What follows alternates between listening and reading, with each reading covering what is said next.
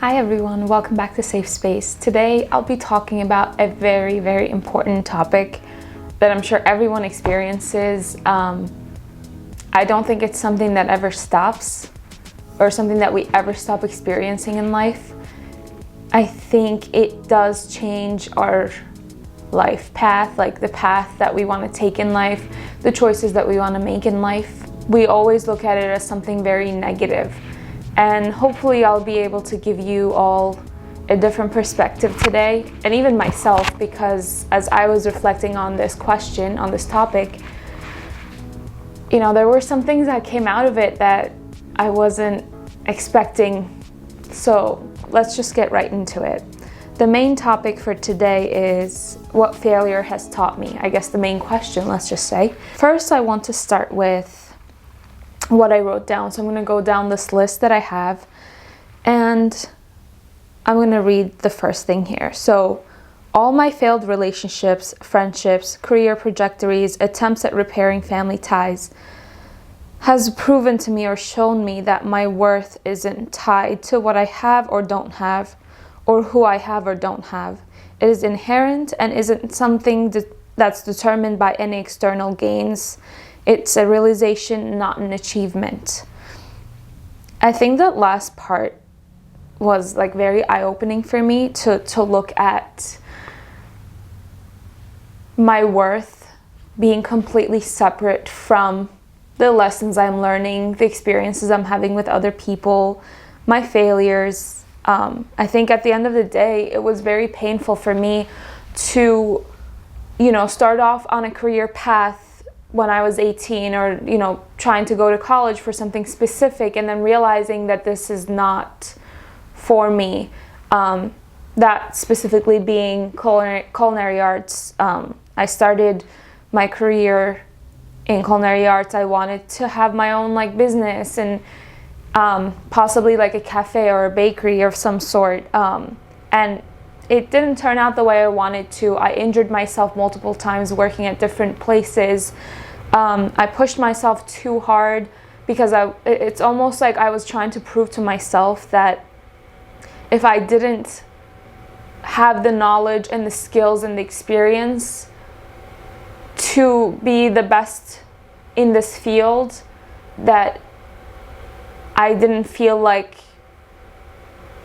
I was worthy in a way, if that makes sense. I don't think I was aware of it at the time, for sure, but when I look back, I realize that even now, sometimes I have to remind myself that I can't tie my self-worth to external things. It's not something that you work towards. It's not a goal. It's not something that you go out and buy, or it's not something that you go and achieve. It's something that's just inherently there. And I think failure has been so painful for me in different ways, whether that was with my career, family. I had a lot of family issues, still do, and it is a form of failure if we look at society's standards of what family is supposed to be, right?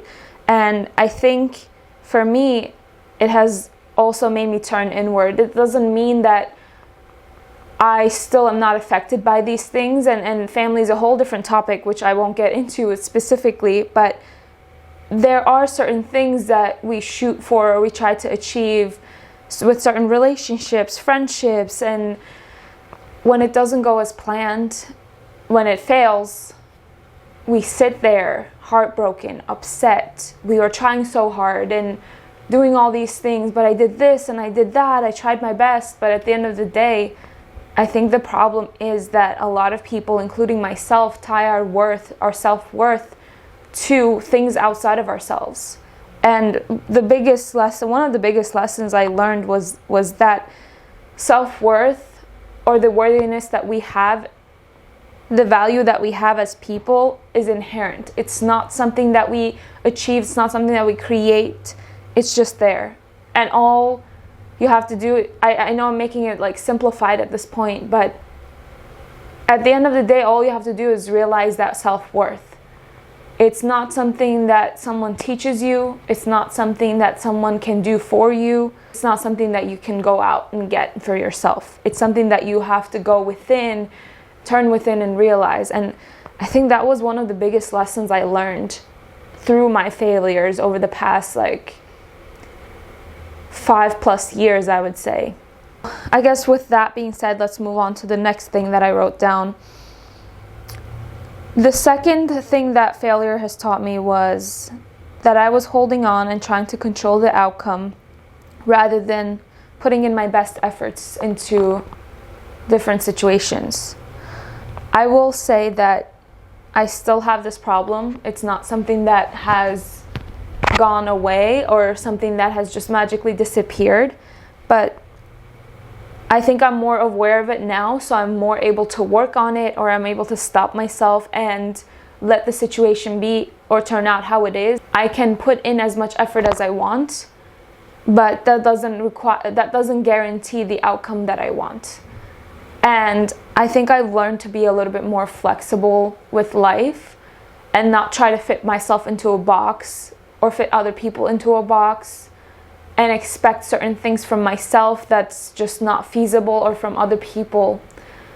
And this realization was pretty tough to admit to myself too, because when you are the one who needs to take responsibility for the things that you're doing,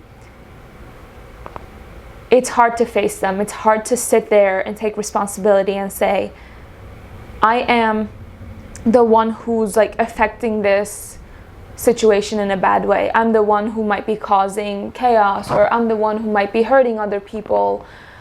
And I think it was just me realizing that by me trying to get the outcome that I want, that I was hurting so many more people around me than benefiting them or trying to help them. I thought that I was helping them, but in reality I wasn't. I was not helping myself. I wasn't helping other people. And ultimately, I didn't even get the outcome that I wanted. So it really does come down to learning to be more graceful with yourself, learning to be more graceful with other people, and just realizing that we're all learning. We're all trying to go through life and learn our lessons and get through the pain or the suffering that we're going through. That doesn't mean we don't have good times, but there are times when it's painful, when it's hard, when it's just difficult to get through our just daily routine or daily activities. And I think that's where love fosters itself, right? Like you learn patience, you learn love, you learn all these other things in that in between phase of, moving from one thing to another.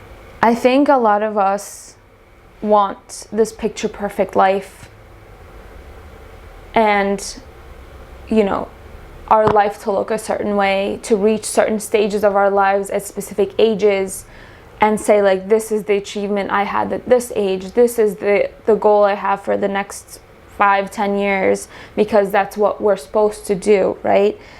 And I realized that life is not so structured. You can't control people, you can't control outcomes to anything. You can't control your job, the people that you work with. You can't control your family, you can't control your friends. Everybody has their own goals, they have their own choices that they make in their lives. And ultimately, the more you try to hold on to something, the more it slips through your hands, through your fingers, I guess. I don't know what the right way to say it is, but also there was an analogy that I wanted to share with you guys because I read about it recently. I don't know where, but I think it might have been Instagram. And the analogy was pretty much just talking about, let's say you are holding a handful of sand in your hands. If you just hold it loosely, then it's going to stay put. It's going to stay where it is, unless you obviously shake your hands or, do whatever to move the sand. But if you're just holding it, and if you decide to squeeze your hands and try to hold on to every little bit of sand in your hand, then it's going to start slipping through your fingers. It's going to start like coming out of these crevices in your hands, right? And that is like the analogy that I want to give with trying to control the outcome, because I thought it was perfect at least from my perspective, with how holding on to things so tightly could be the reason that it escapes from your hands, or it could be the reason that you're not able to hold on to it, because you're trying so hard, you're putting all this effort, you're putting all these thoughts and into it, and you want it to be a certain way, you want certain people to act a certain way, but at the end of the day, that's not how life works, right? You're not going to get the outcome that you want every single time. You can try your best, you can do certain things to get the outcome that you want, but 3 years down the line, 10, 20 years down the line, you could be in a completely different place without even expecting to be there. You can't control anything, you can't control anyone. And I think one of the biggest things that I had to learn was accept things as they are. And if it's serving me, then I pursue that path more. But if it's not serving me, then I have to accept what is and move on. And that was probably like one of the hardest things that I had to realize, because we always want things to work out perfectly. We want things harmonious. At least that's just how I am. And I assume maybe other people might be too. Like, people might want their relationships to be harmonious, and people might want their job to, be productive every day, to have motivation every day. But you can't. You can't control your mind. Well, I mean, that's not true. You can control your mind to an extent. And you definitely can't control other people. You can't control outside circumstances, external forces, anything like that. So I guess kind of tying it all together, the biggest thing that I learned through my failures over the past 5+ years was that I can't control anything. So I'll leave that one at that, and I'll move on to the next one. So the next one is, failure is a part of life. Learning and growing is our ultimate trajectory in life, and failure plays a big role in that. Without the failures, I wouldn't know what I like or don't like, or what I want or don't want in my life. It's not a negative thing, but our view of the world makes it so. And what I mean by that is, we look at failures as this thing that's taking us down, and like we are destroyed by it when like a big failure happens in our life, and we start to blame ourselves, or we start to blame other people, and we try to, like, going back to the second point I made, we try to control things, we try to control people. But if we look at failures as like learning experiences and as lessons, it has less of a hold on us, mentally, physically, whatever you want to call it. So we're not meant as people to be put in boxes. We're not meant to fit a mold. Our society obviously has everything so structured and so perfect. At least that's how it's displayed. That's how we're brought up and conditioned in our lives. And ultimately, that's not how life is. Life is messy. Sometimes it's difficult. Sometimes it's nice and happy moments that you have with people and with, just in general, your everyday life. And at other times, you're barely getting through, And I think I've also realized that while learning these lessons and taking it as a part of my growth process, and being open to learning more, being open to failing again, and preparing yourself and putting yourself in situations where you will fail, but you're doing it regardless of the fear of the failure, so that you can grow.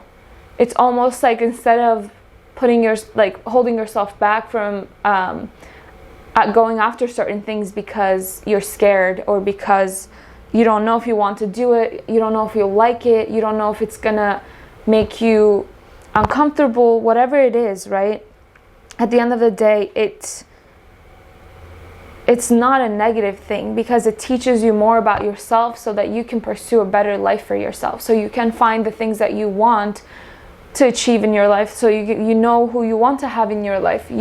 Without the failures in your life, without the failed relationships, the career path, the friendships, whatever it is, you're not gonna know what you value, what you don't value in your life. You're gonna just live as if you're a robot on autopilot every single day, it's almost like our failures are a wake-up call. It's like a slap in the face for us to wake up that even though you're living this life, you're in your comfort zone, but you're not pushing yourself to do any learning, any growth in your life. And I think it's good to rest. And I'm not saying this to make people always be productive or anything. I think one of the biggest things I've realized recently is actually it's important to put aside time to rest. It's always so important to do that. But there's also a part of life that if you become too stagnant, then it's gonna be bad for you as well, because then you're not learning, you're not growing, and ultimately you're kind of becoming like, you're taking people for granted, you're taking your life for granted, and it shows through your actions, it shows through the words that you speak and the behaviors that you portray to people. So the most important part in that is that we never stop growing, we never stop learning. Regardless of whether we like it or not, life is going to teach us lessons. So I've learned that I can't sit on the sideline, sit on the bench all my life and wait for things to just happen for me, or things to just fix themselves because I want them to. Things just don't happen because you think of them. You have to take action. You have to be proactive. Well, obviously there's the part that I mentioned with learning and growing. And, the question was what failure has taught me, right? But learning and growing is a part of that too. It has taught me that I will never stop learning and growing. I will never stop learning my lessons in life. I will never stop growing and pushing myself out of my comfort zone and trying new things and trying things that make me scared and make me uncomfortable. Because if I start to stagnate, if I start to not pursue the things that I actually want to go after, then it's not benefiting me or my future, because I don't want to stay in a, when I look at my life, I don't want to be where I am right now in 20 years. And I'm not saying that in a way that's like I'm not happy today. I think I'm happy in a lot of ways, but I always know that I have more learning and growing to do, and I have to go out there and face my fears, because without that, I'm always going to think that, the world is out to get me. You almost fall into this like victim mentality, and it's never been beneficial for me, and I have not seen that be beneficial for anyone else. So to summarize everything that I've mentioned in this video, the first thing was that my worth isn't tied to what I have or don't have, right? I think that's what failures taught me. The second thing was that I was trying to control the outcome, and I was trying to hold on to certain things or certain people that were just not meant for me, and that was the second thing. The third thing that failure has taught me is that I will never stop learning and growing, and ultimately failure is teaching me what I like and don't like, and what I want and don't want in my life in the future. And it has really taught me not to be in a cookie cutter, or it has taught me not to stay stuck in this perfect ideology of what the world should be, what my life should look like. And I think that actually keeps me more hopeful for the future, because then I can look at my life and my goals and the things that I want for my future and achieve or go after more than one thing, and shoot for bigger goals, shoot for higher goals for myself, and not limit myself to what my life should look like or what my life should be like. And I think I will leave you guys with that for today, and I hope you enjoyed this video, and I hope it was helpful in some way for you guys to reflect on your own failures and look at them as learning experiences. And I hope this was helpful in some way for you guys, and that you enjoyed this topic, or me explaining or me coming to certain realizations about certain things in my life around failure. But I will see you guys in the next episode, and until then, take care. Bye.